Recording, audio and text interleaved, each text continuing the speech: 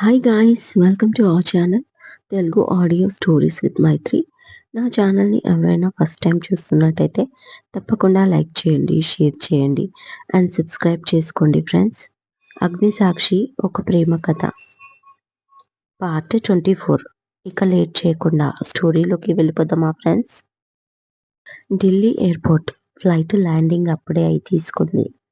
చిన్న luggage bag పట్టుకొని చైతన్య హడావిడిగా బయటికి వచ్చాడు. కంపెనీ కార్‌తో పాటు మరో ఇద్దరు రెడీగా ఉన్నారు రిసీవ్ చేసుకోవడానికి చైతన్యని. వాళ్ళని చూడగానే విష్ చేశాడు. చేతిలోని బ్యాగ్ అందుకోగానే కార్‌లో కూర్చొని ఎనీ అప్డేట్ మిస్టర్ చౌదరి అని అడిగాడు చైతన్య. నో సార్, జస్ట్ ఇప్పుడే కాల్ చేశాను. ఇంకా మేడం స్పృహలోకి రాలేదంట అన్నాడు చౌదరి. హాస్పిటల్ రీచ్ అవ్వడానికి ఎంత టైం పడుతుంది? టెన్షన్‌గా టైం చూస్తూ అడిగాడు చైతన్య. హాఫ్ అన్ అవర్‌లో రీచ్ అవుతాం సార్ అన్నాడు చౌదరి. అప్పుడే చైతన్యకు కాల్ వచ్చింది. లిఫ్ట్ చేశాడు. హలో భయ్యా, రీచ్ అయ్యావా అడిగాడు శశి. హా, జస్ట్ ఇప్పుడే హాస్పిటల్‌కి స్టార్ట్ అయ్యాను చెప్పాడు చైతన్య. ఓకే భయ్యా, అక్కడికి వెళ్ళాక కండిషన్ ఎలా ఉందో చూసి నాకు చెప్పు అన్నాడు శశి. ఓకే చెప్తా, కానీ మామ్‌కి ఈ విషయాలేవి ఇప్పుడే చెప్పకు. ఆఫీస్ పని మీద ముంబై వచ్చాను అని చెప్పు. అలాగే నివేద అనగానే చైతన్య, భయ్యా నువ్వు ఈ టెన్షన్స్ ఏమీ పెట్టుకోకు. వదినని నేను చూసుకుంటాను. పాపం గీత పరిస్థితి ఏంటో. తనకి నువ్వే ధైర్యం చెప్పాలి భయ్యా. తనకి అక్కడ ఎవరు ఉన్నారు అన్నాడు శశి చైతన్యతో. ఓకేరా, నేను మళ్ళీ కాల్ చేస్తాను. టేక్ కేర్ అంటూ కాల్ కట్ చేశాడు చైతన్య. ఢిల్లీ సిటీలోనే number 1 multi special hospital. Chaitanya entry అవ్వగానే ఎదురు వచ్చారు అతని ఆఫీస్ స్టాఫ్ కొంతమంది. అతను అక్కడికి వచ్చే వరకు అన్ని వ్యవహారాలు చూసుకోమని చెప్పి ఉంచాడు వాళ్ళకి. పేషెంట్ ఎక్కడా అని అడిగాడు చైతు. 4th ఫ్లోర్‌లో సార్ అంటూ వెనకే వచ్చారు వాళ్ళు కూడా. 4th ఫ్లోర్‌లోకి ఎంట్రీ ఇవ్వగానే ఎదురుగా వెయిటింగ్ రూమ్. అందులో గీత ఇంకా కొంతమంది ఉన్నారు. గీత నైట్ అంతా ఏడుస్తూనే ఉండడం వల్ల ముఖంలో ఒకలాంటి అలసట కనిపిస్తుంది. చైతన్యాన్ని చూడగానే పరుగులాంటి నడకతో వచ్చి హగ్ చేసుకొని బావా, మమ్మీ, మమ్మీ బావా అంటూ అటుపై ఏడుపుతో మాట రావడం లేదు. కాసేపు ఆమెను ఎలా ఓదార్చాలో అర్థం కాలేదు. అటుపైన ఏంటిది గీత, అత్తకేమీ కాదు. నువ్విలా ఏడిస్తే ఎలా? Please calm down. Best treatment ఇప్పిద్దాం. అవసరమైతే ఫారెన్ నుంచి డాక్టర్లను పిలిపిద్దాం. అంతేకానీ ఇలా ఏడుస్తూ కూర్చుంటావా అంటూ తనకి ధైర్యం చెప్పాడు చైతు. అప్పుడే చౌదరి వచ్చి సార్, ట్రీట్మెంట్ ఇచ్చే డాక్టర్ వచ్చారు, మాట్లాడండి అంటాడు. గీత పర్సనల్ సెక్రటరీ అయిన రీనా ఇంకో ఇద్దరు ముగ్గురు ఉన్నారు గీతతో పాటు. చైతన్య డాక్టర్తో మాట్లాడతానని వెళ్ళాడు. Hello mister Varma, I'm waiting for you అన్నాడు డాక్టర్. మీ టూ సార్. ఇప్పుడు ఎలా ఉంది మా ఆంటీ కండిషన్? అసలు ఏంటి ప్రాబ్లం అని అడిగాడు వెంటనే చైతు. చాలా ఇయర్స్ నుంచి మిసెస్ శర్మకి ఫిట్స్ ప్రాబ్లం ఉంది. దానికి తోడు 6 మంత్స్ బ్యాక్ మైనర్ అటాక్ కూడా వచ్చింది. అప్పుడే చెప్పాను చాలా కేర్‌ఫుల్‌గా ఉండాలి. ముఖ్యంగా మెంటల్ టెన్షన్ తీసుకోవద్దని. హార్ట్‌కి ప్లస్ బ్రెయిన్‌కి చాలా ప్రమాదమని. బట్ పేషెంట్ ఇప్పుడున్న సిట్యుయేషన్ చూస్తే ఆమె ఫిట్స్‌కి సంబంధించిన మెడిసిన్ ఇర్రెగ్యులర్‌గా వాడారు. ఏదో ప్రాబ్లమ్ అనుకుంటే మైనర్‌గా మరొకసారి హార్ట్ అటాక్ కూడా వచ్చింది. సో, ఇప్పుడు పేషెంట్ అన్‌కాన్షియస్‌లో ఉంది. సో, ఇప్పుడేంటి పరిస్థితి ఆంటీది అని అడిగాడు భయపడుతూనే చైతన్య. బ్రెయిన్‌లో బ్లడ్ క్లాట్ అయింది. దానికి సంబంధించిన ఇంజెక్షన్ 24 అవర్స్‌లో ఇయ్యాలి. సో, టైంకి తీసుకొచ్చినందుకు ఇంజెక్షన్ చేశాం. బ్లడ్ క్లాట్ తొలగి ఇంకో 24 అవర్స్‌లో ఆమె స్పృహలోకి వస్తే మేమిచ్చిన ఇంజెక్షన్ ట్రీట్మెంట్ సక్సెస్‌ఫుల్ అయినట్టు. మిసెస్ శర్మ స్పృహలోకి వచ్చాక హార్ట్‌కి సంబంధించిన ట్రీట్మెంట్ స్టార్ట్ చేయొచ్చు. ప్రస్తుతం హార్ట్ స్ట్రోక్ వచ్చే అవకాశం లేదు. ఆమె ఎంత త్వరగా స్పృహలోకి వస్తే అంత మంచిది. లేకపోతే అని ఆగాడు డాక్టర్. లేకపోతే డాక్టర్? అని భయంగా అడిగాడు చైతు. తను కోమాలోకి వెళ్ళే ఛాన్స్ ఉంది. కోమాలోకి వెళ్తే మన చేతుల్లో ఏమీ ఉండదు అని చెప్పడం ముగించేశాడు డాక్టర్. అప్పుడు టైం చూస్తే మార్నింగ్ 6 అవుతుంది. అంటే ఇంకో 16 అవర్స్ లోపల స్పృహలోకి రావాలి అనుకున్నాడు చైతన్య. కంగారు పడుతూ ఇప్పుడు తన హెల్త్ అంటూ ఆగిపోయాడు చైతన్య. క్రిటికల్ అని చెప్పొచ్చు. స్పృహలోకి వస్తే కానీ మేమేమీ చెయ్యలేం. ఐ థింక్ టుడే మిడ్‌నైట్ వరకు స్పృహలోకి వస్తేనే బెటర్ అన్నాడు డాక్టర్. డాక్టర్స్‌గా మీరు చెయ్యాల్సిన ప్రయత్నం మీరు చెయ్యండి. ఎలాంటి ట్రీట్మెంట్ అయినా మేము సిద్ధమే. మా ఆంటీ మాత్రం ఎలాగైనా బాగవ్వాలి. మీరు తన ప్రాణాన్ని కాపాడాలి.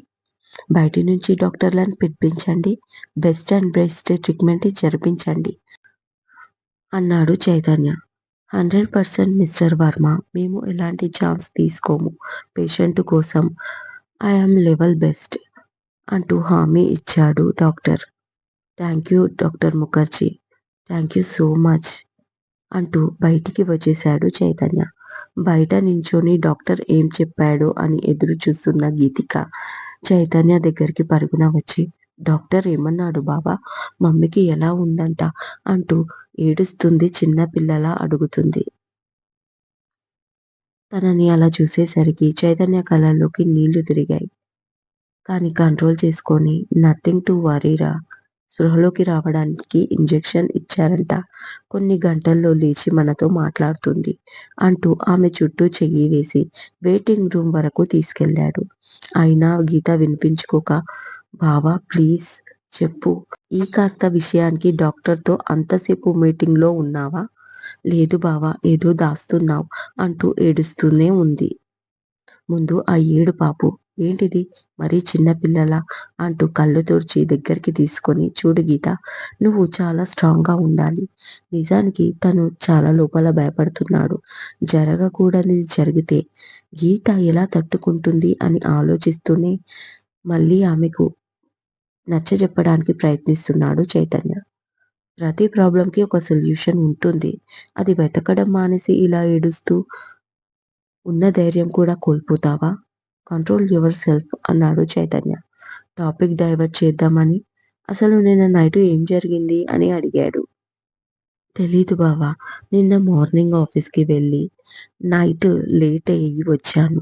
అప్పటికి అమ్మ తిని పడుకుంది అని ఇంట్లో పనివాళ్ళు చెప్పారు. నేను టైర్డ్‌గా ఉండడంతో మమ్మీ దగ్గరికి వెళ్ళలేదు.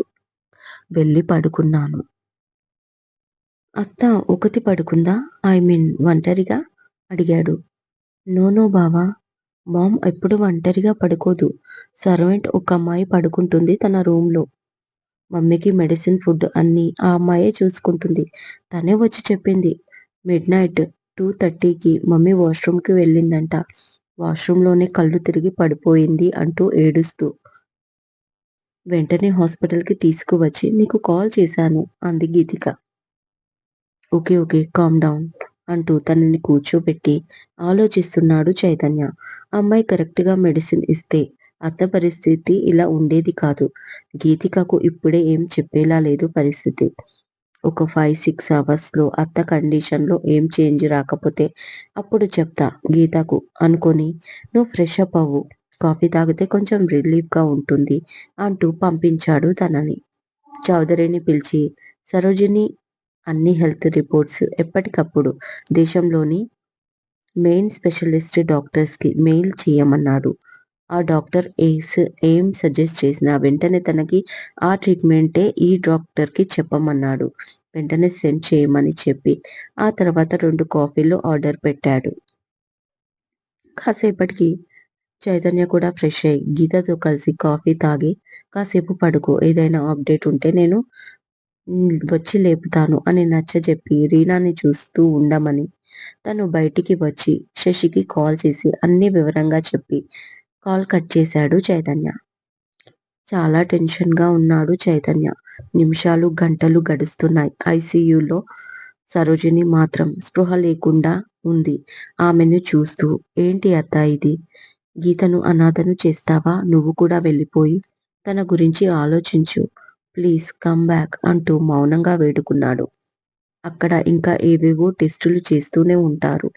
ఇక చూడలేక కారిడార్‌లో వచ్చి నిలబడ్డాడు చైతన్య. 3 అవర్స్ తర్వాత మెల్లిగా కళ్ళు తెరిచింది గీతిక. ఎదురుగా కొద్ది దూరంలో కోపంగా చూస్తున్నాయి తనని 2 కళ్ళు. మగతగా అనిపించింది గీతికకు. లేచి కూర్చొని ఆయుష్ అని పిలిచింది. హెడేక్‌గా ఉంది అంటే ఒక టాబ్లెట్ తెచ్చి ఇచ్చాడు చైతన్య. అది స్లీపింగ్ టాబ్లెట్ అని పాపం తనకి తెలీదు. పక్కనుంచి గుడ్డి అని పిలుపు వినిపించింది. ఆంటీ అంటూ పట్టుకొని ఏడుస్తుంది గీతిక. ఏం కాదు గుడ్డి. మమ్మీకి బాగైపోతుంది. నువ్వు ఏడవకు అంటూ ఓదారుస్తుంది పుష్ప.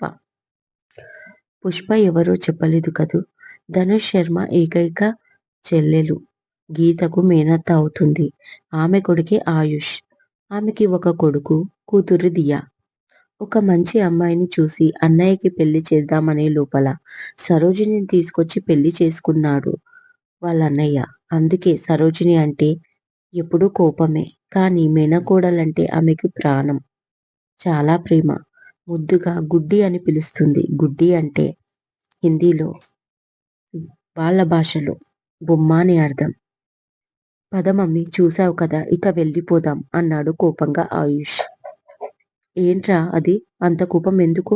ఏదో టెన్షన్‌లో చెప్పలేదేమో. అత్త అలాంటి పరిస్థితుల్లో ఉంటే మనం ఎలా వెళ్తాం గీతను ఒంటరిగా వదిలి? కొంచెం కోపంగా అని. నిన్ననే భోపాల్ వెళ్లారు కంపెనీ పని మీద అని చెప్తుంది పుష్ప. అవునా ఆంటీ? అంటూ ఆమె భుజంపై తల వాల్చేసి చెయ్యిని గట్టిగా పట్టుకొని ఆమె ఏదో అడుగుతూ ఉంటే దానికి సమాధానం చెప్తూ ఉంటుంది గీత. ఎంత బాధలోనూ ఆయుష్‌కి వాళ్ళ మమ్మీ గీత అలా ఉండేసరికి హ్యాపీగా అనిపిస్తుంది. దూరం నుంచి చైతన్య వస్తూ కనిపిస్తాడు. ఇతనేనా గీత బావ? ఏముంది నాకంటే కాస్త హైటు, వైటు అంతే కదా! నాకంటే కొంచెం హ్యాండ్సమ్‌గా ఉన్నాడు. దీనికే పడిపోవాలా? కాకపోతే లోపల సిక్స్ ప్యాక్ ఉన్నట్టుంది. ఈ ప్యాకులు ఎప్పటికి ఉంటాయా ఏంటి? ఎప్పటికైనా ఫ్యామిలీ ప్యాకే గతి. బాబోయ్! ఎందుకైనా మంచిది. రేపటి నుంచి నేను కూడా జిమ్‌కి వెళ్ళాలి. ఇలా సినిమా హీరోలా కాకపోయినా కనీసం అట్‌లీస్ట్ కొంతలో కొంత సీరియల్ హీరోలాగా అయినా కనిపించడానికి ట్రై చేయాలి. ఏ మాటకి ఆ మాటే చెప్పుకోవాలి. దగ్గరగా చూస్తూ ఉంటేనే ఇంత అందంగా కనిపిస్తున్నాడు. మగ ఎదవను. నాకే ఎలోగా అనిపిస్తుంటే మరి గీత పరిస్థితి ఏంటి? అని అనుకుంటూ ఉంటాడు ఆయుష్. ఎదురుగా వచ్చి Chaitanya, hi I'm Chaitanya Varma. You are Ayush Mirza? I'm correct అన్నాడు. Yes I'm Ayush. Nice meeting you mister Chaitanya. Call చేసి చెప్పినందుకు చాలా థాంక్స్ అన్నాడు ఆయుష్. బావ నువ్వు కాల్ చేశావా? అంటే నీకు మా ఆంటీ తెలుసా? ఆశ్చర్యంగా అడిగింది గీత. ఇన్నేళ్ల నుంచి ఇక్కడ పడి ఉన్నా ఏ రోజు బావ అని పిలవలేదు నన్ను. నిన్నగాక మొన్న వచ్చాడు. వీడిని మాత్రం బావ అని పిలుస్తుంది. దీనికంటే నెల రోజులు లేట్‌గా పుట్టి లోకువైపోయాను అని ఆయుష్ కడుపు మండిపోయింది. తెలుసు గీత అని. మీకు టిఫిన్ తెప్పించాను పిన్ని తినండి అంటాడు చైతన్య. ఇప్పుడు ఎందుకు బాబు అవన్నీ అంటుంది పుష్ప. మార్నింగ్ 10 అయింది. ఆల్రెడీ టిఫిన్ టైమే కదా పిన్ని. మీరు తిని గీతకు కూడా తినిపించండి please. Ayush please come in అంటూ తీసుకెళ్ళాడు బయటికి. మార్నింగ్ నివేద ఫ్రెష్ అప్ అయ్యి పూజ గదిలోకి వెళ్ళి మనస్ఫూర్తిగా దండం పెట్టుకుంది. తన చూపులు ఇల్లంతా వెతికింది. కానీ ఎక్కడా చైతన్య కనిపించలేదు. నైట్ లేట్ అయింది కదా! లేవలేదేమో అనుకుంటూ తన రూమ్‌లోకి వెళ్ళడానికి కదులుతుంది. అప్పుడే ఎదురుగా వచ్చాడు Shashi. Hi Niveda how are you అని. ఫైన్ శశిధర్ గారు మీరెలా ఉన్నారు? అంది నవ్వుతూ. I am good. ఇప్పుడు మీ హెల్త్ ఓకే కదా? అని అడుగుతాడు Shashi. Okay completely fine thank you అంది నెమ్మదిగా వేద. కొంచెం ఫ్రీగా మాట్లాడుకుందామా? అన్నాడు శశి. అలాగే అన్నట్టు తల ఊపింది. ఎందుకు అలా అంటున్నాడో అర్థం కాలేదు వేదకి. ఈ శశిధర్ గారు గీరు అవసరమా? స్వీట్‌గా, షార్ట్‌గా శశి అని పిలవండి. అలాగే మిమ్మల్ని కూడా నేను నివేద అని పిలవను అన్నాడు. మరి ఏమని పిలుస్తారు? ఆశ్చర్యంగా అడుగుతుంది వేద. చిలిపిగా నవ్వుతూ బాబీ అని పిలుస్తాను అన్నాడు శశి. ఎందుకలా అడుగుతూ లైట్‌గా షైన్ ఫీల్ అవుతూనే దాన్ని కవర్ చేసుకుంటూ కోపంగా ఒక చూపు చూస్తుంది వేద. అబ్బా! ఏంటా చూపు? అంత కోపం ఎందుకు? మా భయ్యా మీకు నచ్చలేదా? కొంచెం గట్టిగా అడిగాడు శశి. నచ్చలేదు అంది కావాలని నటిస్తూ. ఏంటి? అంత అందమైన బంగారం లాంటి మా భయ్యా మీకు నచ్చలేదా? అసలు మీకు టేస్ట్ ఉందా? వెటకారంగా అడిగాడు శశి. లేదు. నాకు మీ భయ్యా వద్దు అంటుంది కాసేపు ఆడుకుందామని. మా భయ్యా గురించి తెలియక మాట్లాడుతున్నావు. ఎప్పుడూ ఏ అమ్మాయి వంక చూడడు. ఆయన చూపు తగిలితే చాలు అని తపించిపోయే ఎంతో మంది అమ్మాయిల్ని ఈ కంటితో చూశాను. అలాంటిది మా బ్రో నిన్ను ఇష్టపడడం మీ పూర్వజన్మ సుకృతం. ఎప్పుడు క్యూలో నిలబడడు మా భయ్యా. ఎందుకంటే మా భయ్యా ఉన్న చోటు నుంచే క్యూ స్టార్ట్ అవుతుంది. అంతమంది లేడీస్ ఫ్యాన్స్ ఉన్నారు తెలుసా?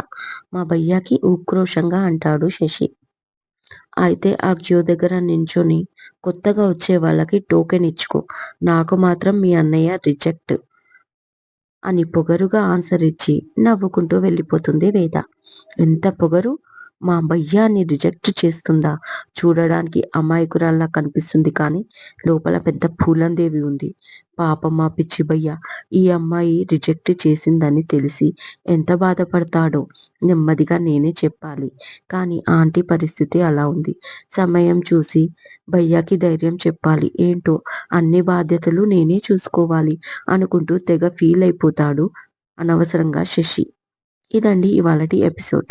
ఈ ఎపిసోడ్ మీకు నచ్చిందని అనుకుంటున్నాను. ఒకవేళ నచ్చినట్టు అయితే తప్పకుండా నాకు కామెంట్‌లో చెప్పండి. అలాగే లైక్ చేయండి, షేర్ చేయండి అండ్ సబ్స్క్రైబ్ చేసుకోండి. కొంతమంది నచ్చని వాళ్ళు సీరియల్‌ని తిడుతున్నారు. కానీ అందరిది ఒకే ఒపీనియన్ అవ్వాలని లేదు కదా! కొందరికి నచ్చొచ్చు, కొందరికి నచ్చకపోవచ్చు. అయినా నాకేం పర్వాలేదు. 10 మందిలో ఒకరు నన్ను అన్నా నాకేమీ బాధ లేదు. ఎందుకంటే నా సీరియల్ చాలా బాగుంది. ఇదివరకే కొన్ని చోట్ల పాఠకుల్ని సంపాదించుకుంది. ఇప్పుడు యూట్యూబ్‌లో కూడా వ్యూస్ వస్తున్నాయి. కాబట్టి వాళ్ళు అన్నా గాని నేనేం బాధపడను. సో, ఇలాగే మీ సపోర్ట్ ఉంటుందని కోరుకుంటూ మరొక మంచి ఎపిసోడ్‌తో మీ ముందు ఉంటాను. మైత్రి.